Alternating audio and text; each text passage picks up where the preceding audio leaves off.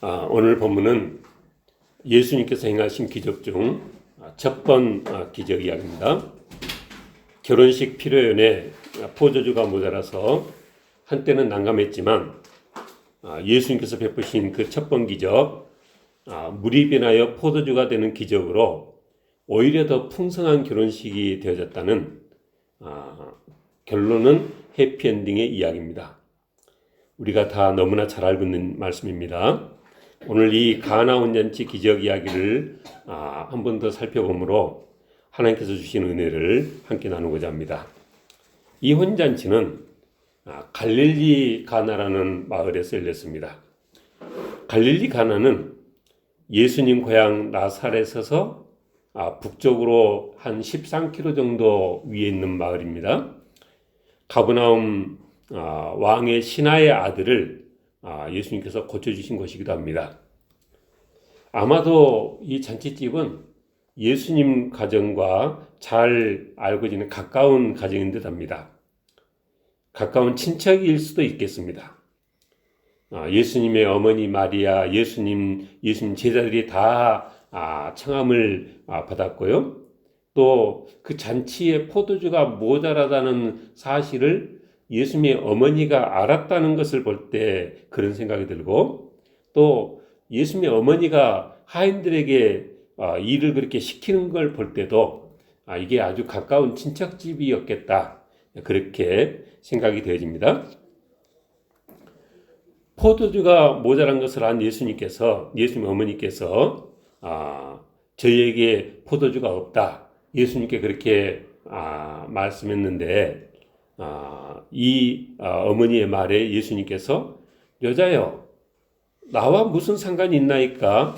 내 때가 아직 이르지 못하였나이다. 우리 한글 성경에서는 여자여 그러니까 좀 당황스러운 느낌도 들지만 그런 어감은 아니고요.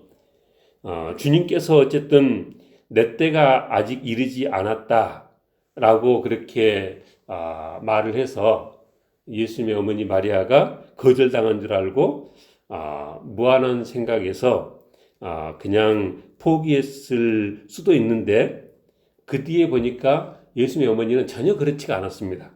5절에 보니까 하인들에게, 저 예수님께서 너희에게, 하인들에게 하는 말이 너희에게 무슨 말씀을 하시든지 그대로 하라, 그렇게 말하는 걸 볼 때 그렇습니다. 마리아가 예상했던 대로 예수님께서 하인들에게 돌 항아리에 물을 채우라, 그리고 이제 물을 다 채우니까 물을 떠서 연회장에 갖다 주어라 그랬고, 그 과정에 물이 변해서 아주 맛있는 훌륭한 포도주가 되는 놀라운 기적이 일어났던 것입니다. 보통 우리는 뭔가 부족하고 모자라면 그거는 안 좋은 일이다, 그렇게 생각합니다. 차고 넘쳐야 좋다, 그렇게 생각합니다. 왜냐하면 뭔가 부족하면 좀 난처하잖아요. 군대에서 하는 말이, 다른 것은 다 용서가 돼도 배식에 실패하면 용서가 안 된다. 훈련 끝에 아주 다들 허기졌는데 긴 줄을 서서 배식을 기다렸는데 중간에서 배식을 양 조절을 잘못해가지고 끊어져 버리면 나머지 이 배식을 기다리는 군인들이 얼마나 화가 나겠고, 그 배식하던 치사병들은 얼마나 난처하겠습니까? 마찬가지로 혼잔치가 무르익어가는 상황에 포도주가 뚝 떨어져 버리면 그 연회장 입장에서 얼마나 난처하겠어요? 더군다나 유대인들의 혼잔치에서는 메인이 포도주라는데, 그래서 더더욱 난처했을 것입니다. 근데 조금은 역설적인 말이지만, 부족하고 모자라는 것을 항상 나쁘다고만 생각하는 것은 성경적으로 볼 때는 딱 맞는 생각은 아니다. 결론적으로 생각할 때 물이 변하여 포도주가 되는 이 기적이 일어나게 된 것이 손님을 치르기에 넉넉하게 포도주가 있었다면은 이런 기적이 있었겠습니까? 손님을 다 치르기에는 포도주가 모자랐기 때문에 만약에 잔치를 다 치르고도 남을 정도 포도주가 많이 남아 있는데도 주님께서 동아리에 돌 항아리에 물을 채우고 떠서 얘네들에게 갖다 드리라 이렇게 개입을 하셨겠느냐는 말입니다. 내가 뭐 도와줄 필요가 있겠느냐 차고 넘치는데 하면서 그런 기적을 베푸지 않으셨을 것입니다. 근데 부족했기 때문에 도와주셔야만 하는 상황이었기 때문에 주님께서 기적을 베푸셨다는 것입니다. 부족했기 때문에 이 결혼식은 동네마다 늘 있어온 그런 결혼식이 아니라 역사 대대로 그 이야기가 전 내려오는 유명한 결혼식이 된 줄 믿으시기 바랍니다.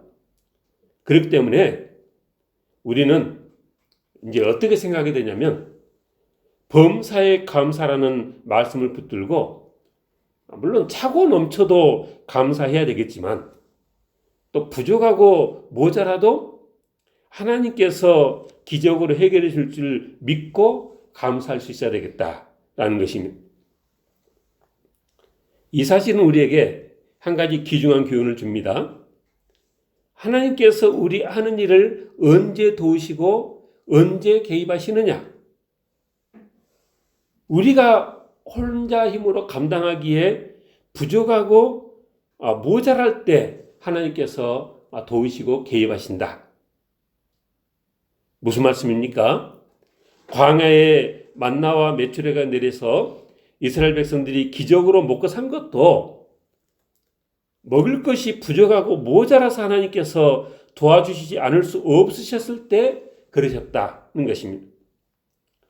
5병의 기적, 7병의 기적을 베푸신 것도 그 기적이 아니면 그 많은 무리들을 어떻게 먹일 수 있는 방법이 없었기 때문에 그런 기적을 베푸셨다는 것입니다. 물론 오늘 본문의 경우는 의도적으로 부족한 상황을 만든 것은 아니었습니다만은 방금 말씀한 것처럼 하나님께서 어떤 분이시냐? 부족하고 모자라면 개입하셔서 우리를 도우시는 하나님이신 것을 우리가 안 이상 우리는 신앙생활을 어떻게 해야 되는 것이 맞느냐? 일부러라도 하나님께서 돕지 않으실 수 없는 그런 상황을 만들어서라도 하나님께서 우리에게 개입하셔서 돕고 기적을 행하시도록 하는 것도 우리의 신앙생활의 한 묘미일 수 있겠다. 교회 일도 그렇고 세상 일도 그렇습니다. 할 정도만 교회 가고 할 수 있을 것 같은 정도만 붙들고 있으면 하나님께서 야, 뭐 너 혼자 다 실컷 할 수 있겠네 하면서 하나님께서 그렇게 돕지 않으시는 거죠. 그러니까 우리가 생각을 바꿔서 이 세상 살아가는데 하나님의 일을 최우선하여 믿음으로 섬기면 하나님께서 개입하시고 도우신다는 것입니다. 믿음대로 주의 일에 수정될 수 있도록 환경과 여건을 하나님께서 바꿔주신다는 것입니다. 이양신을 살았는데 우리가 믿음으로 우리 입을 넓게 열어서 이렇게 하나님의 능력과 기적을 체험하면서 신앙생활하는 우리 모두가 되시길 주님으로 축원합니다. 오늘 본문에서 물을 항아리에 채우고 연회장에게 떠다주는 일이 누구 차지가 되었습니까? 그런 기적을 누가 체험했습니까? 하인들의 차지가 되었습니다. 그만은 연회장도 아니고 손님들도 아니고 고관대작이 아니었다는 거죠. 왜 그렇게 된 것입니까? 그 자리에 하인들은 일할 작정을 하고 팔을 걷어붙이고 대기하고 있었던 자들이었다는 것입니다. 오늘 본문을 보니까 몰두한 하인들이 일을 하는데 주님의 말씀에 최선을 다해서 절대 순종했습니다. 항아리에 물을 채우라 하시니까 아구까지 물을 채웠다 그랬습니다. 이제는 떠서 연회장에 갖다 주라 하시니까 그 맹물이지만 떠서 연회장에 갖다 드렸습니다.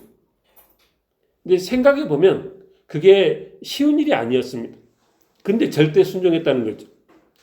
그 항아리의 물이 무슨 용도냐? 잔치집에 들어갈 때 손님들 손발을 씻기 위한 물입니다. 포도주가 떨어질 정도의 시간이라면 이제 잔치가 끝나가는 상황입니다. 그러니 당장 급한 일로 생각되는 일도 아닙니다. 6항아리의 물을 다 채울 필요가 없다고도 생각되는 상황입니다. 근데 이들 하인들은 자기들 생각에 다 그렇게 생각이 되지만 예수님 말씀에 절대 순종했습니다. 그 결과가 무엇입니까?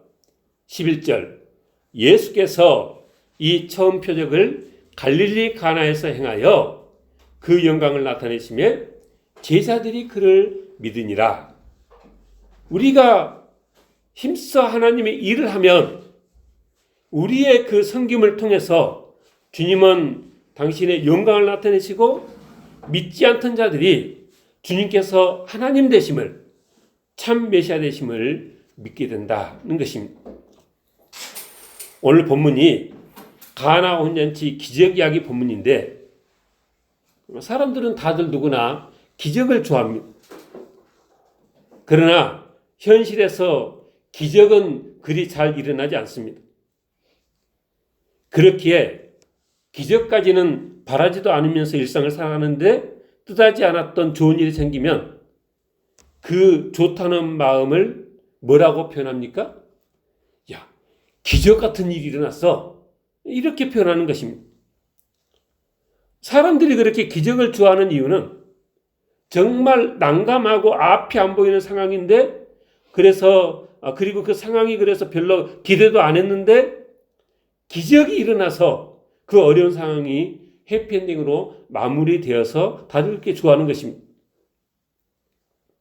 오늘 본문 결혼식의 연회장의 경우가 그랬을 것입니다. 잔치는 한참 무리가 가는데 제일 중요한 포도주가 모자라니 얼마나 난처합니까? 그런데 어디서 난지도 모르는 지금까지 있었던 것보다 훨씬 더 맛이 훌륭한 포도주가 생겨서 아무 어려움 없이 결혼식을 잘 마치게 됐으니 얼마나 다행입니까? 곤란한 상황이 되었을 때 사람들은 누구나 이런 기적이 내게도 일어났으면 그렇게 바라고 또 그런 기적이 일어났을 때 다들 기뻐합니다. 우리가 기억하는 대표적인 기적이 홍해가 갈라져 이스라엘 백성들이 위기에서 벗어난 그 홍해 기적입니다. 하나님의 권능으로 출애굽을 하긴 했는데 그 많은 백성들 거느리고 홍해에 다다랐는데 애굽왕 바로가 군대를 이끌고 무서운 기세로 추격해 옵니다. 앞에는 홍해바다, 뒤에는 이 화가 날 대로 난 애굽 군대. 상황이 이제는 끝이구나. 사람은 누구나 다 그렇게 생각할 그때 하나님께서 놀라운 기적을 행하셨습니다. 먼저는 불기둥을 세워서 추격해 오는 애국 군대가 더 이상 다가오지 못하게 하는 동시에 밤새내 바람을 불어서 홍해바다 가운데 길을 내어서 이스라엘 백성들과 가축들을 다 건너게 하시고 애굽왕 바로와 모든 군사들은 홍해바닷물에 수장을 시켜버리셨습니다. 그래서 건너와서 보니까 자기들은 급히 건너왔을 뿐인데 목숨을 이어받은 그 애국 군인들은 다 사라졌습니다. 그러니 이 홍해 기적이 이스라엘 백성들에게 얼마나 좋았겠느냐. 우리도 살아가면서 우리가 바라는 그 마음의 소원들이 이렇게 기적같이 이루어졌으면 얼마나 좋겠습니까? 오랜 지병이 나으면 얼마나 기쁘겠어요? 지병까지는 아니어도 머리숱이 좀 듬성듬성하면 다시 이렇게 나기 시작해가지고 풍성해지면 얼마나 좋겠습니까? 사업이 술술 잘 풀려서 번창하면 얼마나 좋겠습니까? 이렇게 짝을 만나기 어려운 이 시절에 정말 좋은 사람 만나서 가정을 이루고 또 순조롭게 아이를 갖고 그런 인생을 살면 얼마나 좋겠습니까? 목회하는 제 입장에서는 교회가 부흥해서 예배당도 짓고 그런 목회를 하면 얼마나 좋겠습니까? 우리의 이 마음속에 있는 이런 소원들이 하나님의 도우신 가운데 기적같이 이루어지는 그런 복된 인생 다 되시길 주님으로 축원합니다. 사람들 중에는 사람이 기적을 바라면 안 되지 그렇게 생각하는 사람도 있습니다. 기적을 바라는 것은 요행을 바라는 것이다. 그거는 바람직하지 못한 삶의 자세다. 이렇게 말들 합니다. 근데 우리가 성경을 보면 예수님의 공생의 사역의 대부분이 기적의 연속입니다. 오늘 본문의 이 첫 기적을 시작으로 해서 많은 병자들을 고쳤고 5병이 기적, 7병이 기적, 바다 위를 걸으시는 기적, 수없이 많은 기적을 행하셨고 이 예수님의 수없이 많은 기적 때문에 사람들이 열광하고 예수님을 따른 것입니다. 예수님을 메시아라고 믿게 된 큰 이유가 실은 사람들이 예수님의 이 기적을 보고서죠. 신학적으로는 구약 성경에 예언되어진 탄생부터 시작해서 모든 것이 성경에 예언되어진 그대로 되어진 바로 이분이 메시아다. 이런 식으로 설명하지만 그 당시 무리들 입장에서는 그거는 모르겠고 내 앞에서 내 눈앞에 펼쳐지는 이런 기적들을 볼 때 저분은 메시아일 수밖에 없다. 그렇게 믿었다는 것입니다. 그 놀라운 기적을 행하시는 예수님을 그러니까 이분이 바로 오실 메시아라 이렇게 믿었던 것은 왜냐? 사람이라면 저런 일을 행할 수 없다는 것이죠. 기적 비스무리한 것에 마술이라는 것이 있습니다. 사람들이 마술을 재밌어하고 신기하고 조그만 모자 속에서 비둘기가 나오고 입속에서 형형색색의 천들이 계속 뿜어져 나오고 안 보고도 카드 숫자를 맞추고 그래서 사람들이 재밌어하고 신기합니다. 근데 기적과 마술은 전혀 다른 것입니다. 마술은 실제 어떤 일이 일어난 게 아니라 그 본질이 눈속임인 것이죠. 그래서 마술에 병 고치는 마술은 없는 거예요. 기적은 우리 문제를 해결해 주지만 마술은 보기에 신기할 뿐이지 우리의 맞닥뜨린 문제를 해결해 줄 수 없습니다. 아니 오히려 멀쩡한 숟가락을 구부리는 거죠.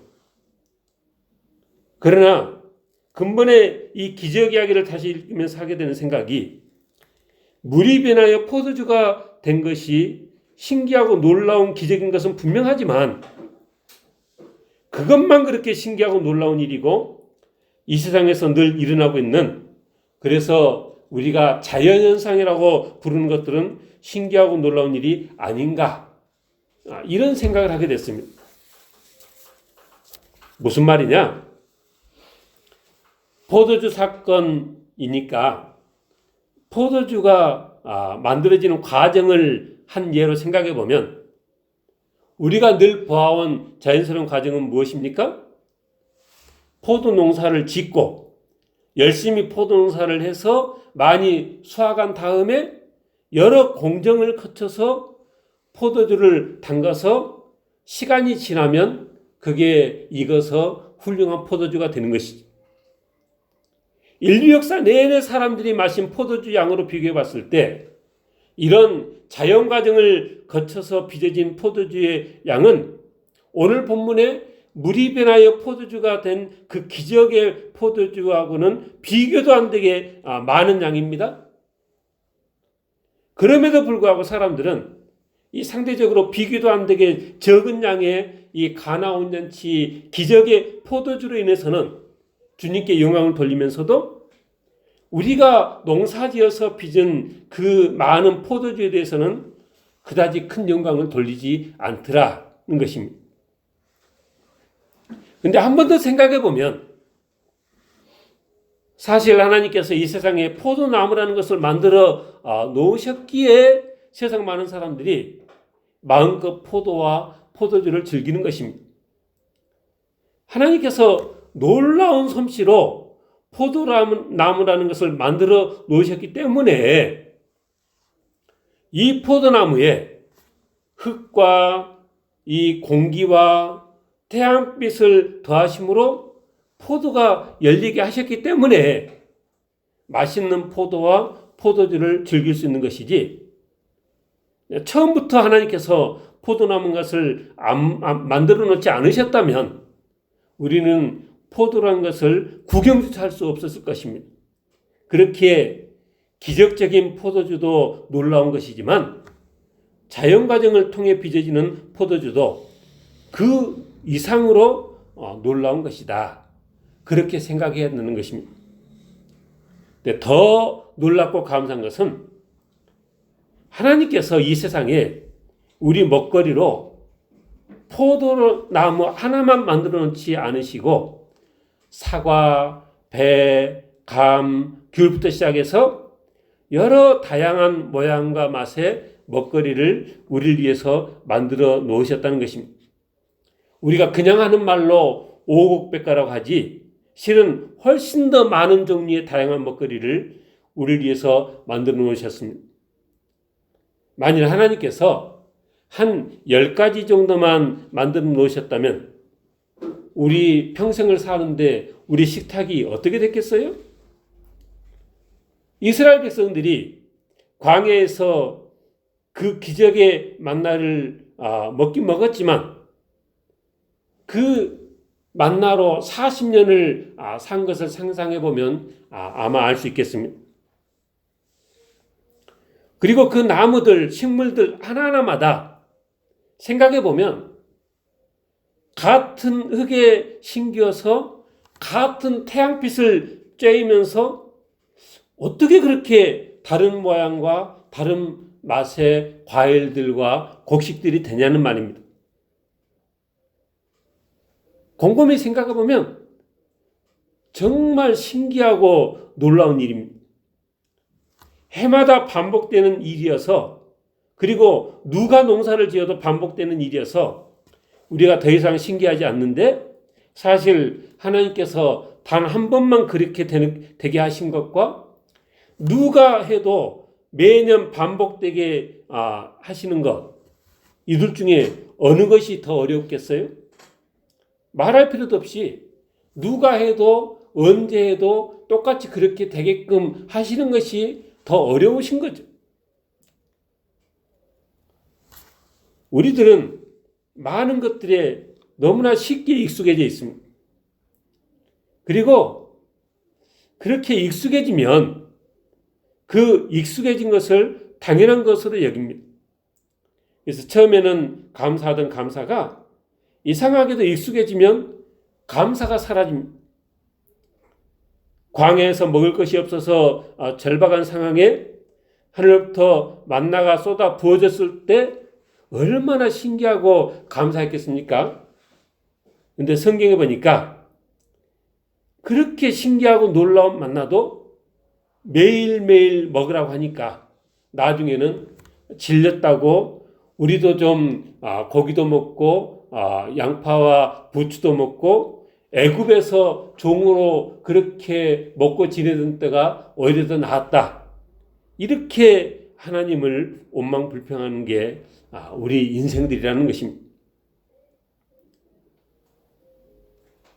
사람들이 젊었을 때는 서로 눈에 맞아가지고 그렇게 좋아서 불붙어서 서로 사랑하고 사귀고 그래서 결혼까지 하는데, 그렇게 좋던 사람이 같이 결혼하고 가정을 이루고 한 해 두 해 시간이 지나니까 나중에는 뭐 권태기라느니 사람이란 게 그렇게 되어 있다는 것입니다. 우리들이 태어난 세상은 우리들이 태어났을 때 이미 자동차가 굴러다니고 비행기가 날아다니던 때 우리가 태어났습니다. 그래서 지금 사람들은 우리가 누리고 있는 모든 것들이 너무나 당연합니다. 근데 우리 사극 같은 데 보면 저 멀리 지방에서 한양에 한 번씩 오려면 한양 천리길 그냥 하염없이 두 발로 걸어서 다녀야 됐던 그런 시절이 있었습니다. 근데 요즘 어떻습니까? 수도권에 전철이 다 깔렸고 전국에 철도가 깔려서 고속도로에 KTX에 심지어는 이제 서울역에 이렇게 지나다 보면 GTX역도 우리가 늘 보고 다니잖아요. 비행기를 타면 먼 이웃나라도 아주 편하게 다녀올 수 있는 그런 세상을 우리가 살고 있습니다. 근데 너무나 익숙하니까 자동차를 타면서 비행기를 타면서 더 이상 아무도 감사하지 않는다는 것입니다. 지금 우리가 이렇게 환한 이 전깃불을 켜놓고 모여 있지만 옛날에는 전기가 없는 때가 더 오래였습니다. 지금은 뭐 밤에 환하게 불을 밝히고 온한 대낮처럼 밝혀놓고 온갖 일을 하지만 그러나 이렇게 전깃불을 환히 밝힐 수 있던 것은 에디슨이 1879년 전등을 발명하고부터라 그랬으니까 계산해 보면 이 전구가 생긴 게 한 150년밖에 안 된 거죠. 그러니까 150년 이전에는 인류 역사 내내 침침하고 불편한 촛불, 호롱불 그런 시대를 산 겁니다. 근데 요즘 누가 이 형광등을 켜면서 야 정말 대명천지가 됐다 하면서 감사하는 사람이 누가 있습니까? 근데 생각해 보면 그것도 감사해야 된다는 것입니다. 우리 삶의 그 많은 비중을 차지하고 있는 많은 것들이 정말 몇 년 안 됐습니다. 세탁기는 1851년부터 그러니까 이것도 80년 전이네요. 근데 이 세탁기는 지금 우리와 같은 그런 세탁기도 아니죠. 축음기는 1877년, 영사기는 1891년, TV는 1926년부터라니까 딱 100년 됐네요. 요즘은 TV가 없으면 못 살 것 같지만 그것도 100년 이전 사람들은 구경도 못 해보고 다 죽었다는 거죠. 핸드폰은 1970년부터라니까 그냥 50년 남짓밖에 안 됐습니다. 날마다 손에 들고 다니고 날마다 그거 없으면 못 산다는 핸드폰이 50년 전에 이 세상을 하셨던 분들은 구경도 못 해보고 사용하는 것은 둘째치고 구경도 못 해보고 살았다는 것입니다. 그러니 그렇게 생각하면 이 시대를 사는 우리들이 그 이전 세상 사람들에 비해서 얼마나 편해지고 삶의 질이 얼마나 높아졌습니까? 그럼에도 불구하고 사람들이 그거야 남들 다 가진 것인데 하면서 감사하지 못하고 감격하지 못하고 상대적인 빈곤감에 빠져서 늘 이 불행해하고 우울감에 빠져서 심지어는 자살하고 그렇다는 것입니다. 추운 겨울이 다 지나고 이제 봄이 됐습니다. 이제 곧 온 세상이 개나리, 진달래, 벚꽃으로 만발할 것인데 자연의 생명력이 얼마나 대단한지 도대체 이제 온 세상을 수놓을 그 봄꽃들이 도대체 몇 송이가 피겠어요? 하나님께서 그렇게 봄마다 그래 주시는 거죠. 또 가을이 되면 무성한 잎들이 온 세상을 얼마나 화려한 단풍으로 물들입니까? 우리가 그렇게 철마다 이 아름다운 꽃을 보고 또 화려한 단풍을 누리고 푸른 잔디에 시냇물에 강물에 드넓은 바다에 이 모든 것들을 보면서 누리면서 살아간다는 것이 이게 얼마나 호사스럽고 감사한 일인가 하면서 우리가 살아간다는 것입니다. 말씀 마치겠습니다. 그렇기 때문에 온 산과 들에 헤아리기도 힘들 만큼 많은 다양한 먹거리들, 그것도 해마다 우리를 위해서 차려놓으신 하나님께 그 능력과 그 사랑에 합당한 영광과 감사를 돌며 사는 우리 모두가 다 되시길 주님으로 축원합니다. 뭐가 부족하면 하나님께서 오늘 본문의 이 기적 이야기처럼 우리에게 개입하셔서 도와주실 줄 믿고 감사하고 어느 것 하나 당연히 여기지 아니하고 하나님께 영광과 감사를 돌리며 살 수 있는 우리 모두가 되어지길 주님으로 축원합니다. 기도하겠습니다.